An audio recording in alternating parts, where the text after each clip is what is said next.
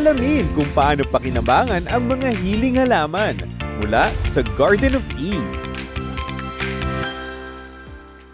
Ang ating puntampok na hiling halaman ngayon ay ang sibuyas.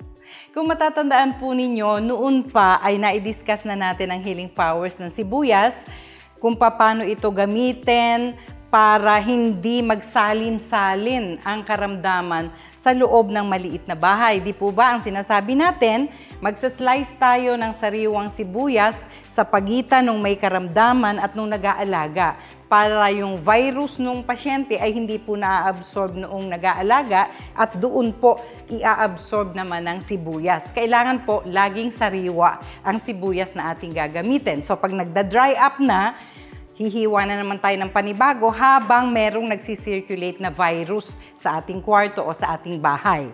Pero tapos na po yun. Iba naman ngayon ang ating i-discuss na healing powers na taglay ng sibuyas. Okay, magsaslice po tayo ng sibuyas at ang gagawin po natin ay parang similar sa ating guava soap. Natatandaan niyo po ba ang ating palaging sinasabi tungkol sa ating mabisang guava soap dito sa Hiling Galing?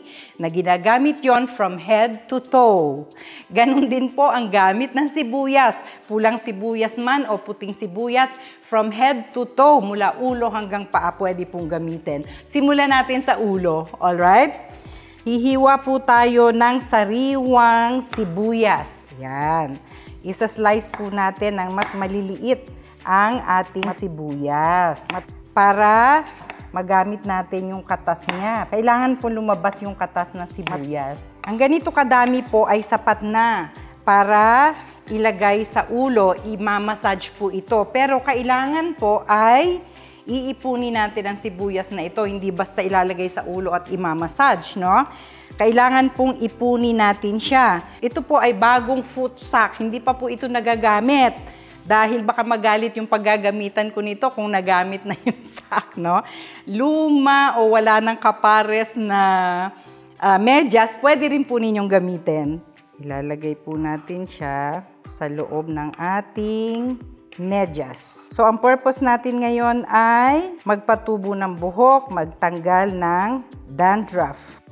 Ito na po ang volunteer ko ngayon na madadampian ng ating napakakatas na sibuyas. Watery na po siya eh. Pero maingat ko pong gagawin kasi ang aking pong volunteer ay ang aming dakilang direktor na si Direk Gadi de la Cruz na nagpa-skinhead pa po para lang mapakita natin kung paano gamitin ang sibuyas, no? Imamassage nyo na po mismo yung sibuyas. Anong pakiramdam, Direk? Malamig po. Malamig sa anit ng ulo ang atin pong sibuyas. Kasi po, yung iba kinakatas lang, no? Ang sibuyas tapos kumukuha ng bulak at saka po ipinapahid. Mas maganda po ito kasi yung mga pulp ng ating onions ay nakakapag-massage dun sa anit ng ulo. Mas nasi-stimulate po at saka napapakinabangan natin ang kabuuan ng ating sibuyas. Yan. So, buo po ito na imamassage bago maligo ang pasyente, no? Every time maliligo, gawan na po ng ganitong ritual ang ating mga pasyente na gustong magpatubo ng buhok. Pag may dandruff at the same time, madadali na po ang dandruff na yan, no? So, imamassage lamang tapos pwede pang ituloy ang pagmamassage kahit wala na po ito tapos magda-dry up na po ang sibuyas, ang katas ng sibuyas at pwede na pong maligo ang pasyente. Day by day, makikita po ang improvement lalo na kung wala kayong Hiling Galing oil na napaka-effective din para sa pagpapalago ng buhok. Bukod po sa anit ng ulo, syempre, pababa anumang bahagi ng ating katawan, pwede po magamit ang healing powers na taglay ng sibuyas, pula, puti, dilaw, anuman ang kulay nito, kung halimbawa tinubuan ng pigsa ang pasyente. Saan man bahaging yan, itatapal po ninyo, no, sa bahaging yon ang sibuyas. At the moment, wala po tayong makitang pigsa dito sa aming garden, kaya kailangan po ay ikwento ko na lang sa inyo ang dapat gawin. Gawin po regular. everyday bago yung sibuyas na itatapal po ninyo kung pigsa nga yung problema na yan.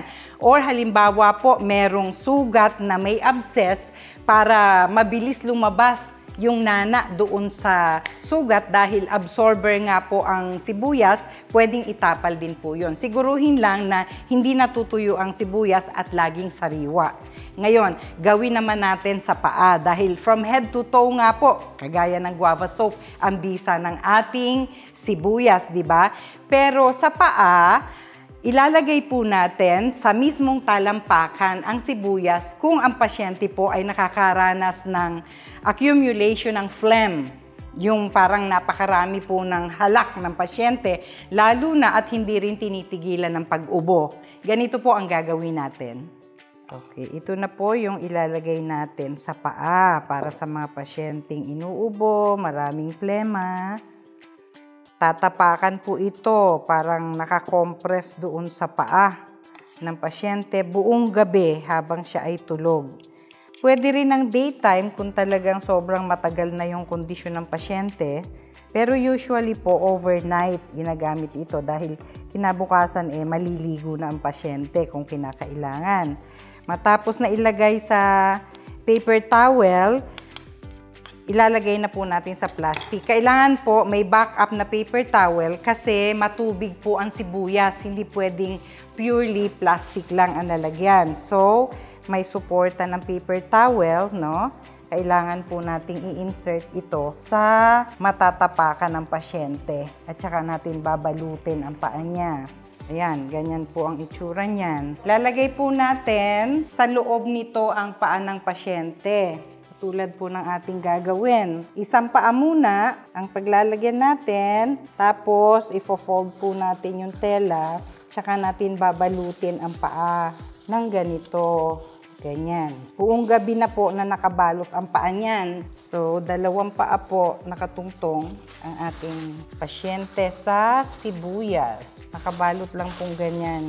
Within 1 to 2 days po ay mapapansin na ninyo ang improvement sa kondisyon ng pasyente. Kung dati ay ubo ng ubo, malelesen hanggang hindi nyo na po maririnig ang kanyang pag-ubo at yung plema ay mawawala. Dahil konektado rin po sa buong katawan natin ang ating talampakan. So yan po ang ating pakinabang sa ating tampok na hiling halaman sa umagang ito, ang sibuyas. Alam na natin, remember, from head to toe.